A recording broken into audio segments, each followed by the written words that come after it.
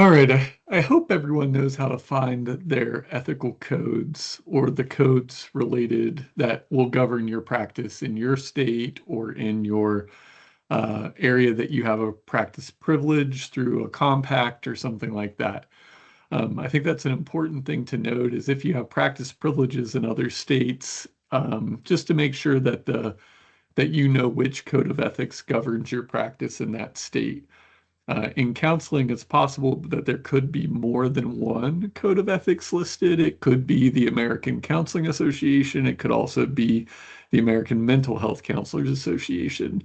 So you want to make sure, again, do you know which code of ethics govern your practice in your home state as well as in the state where your clients might be?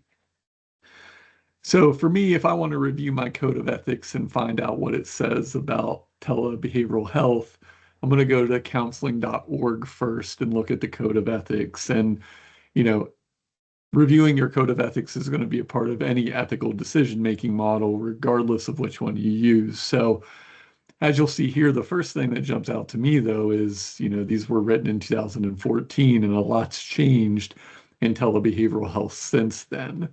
Um, and I think that's an interesting note too, is that the language we use might change.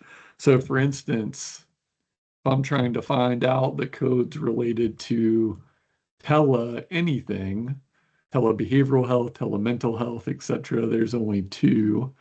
And they both have to do with television and telephones. So that's not going to work. But if I type distance, that's where I see all the codes related to distance counseling, technology, and social media. So I think distance counseling, probably a very common term in 2014 and prior to that. I don't really hear that term used as often anymore, although it may still exist in some codes and regulations or just in your own circles. So when I look at my codes of ethics, there's some knowledge and competency related piece, laws and statutes, information about informed consent and security, confidentiality, limitations, security, client verification.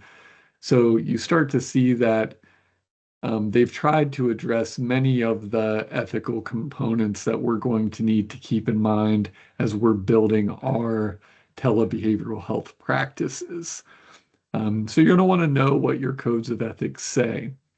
Now, because this was in 2014, I'm also a national certified counselor. So in some ways, I'm bound to the National Board for Certified Counselors Code of Ethics too.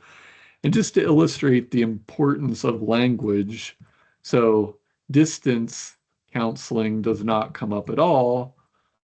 But if I look at we're going to see telemental health services referred to.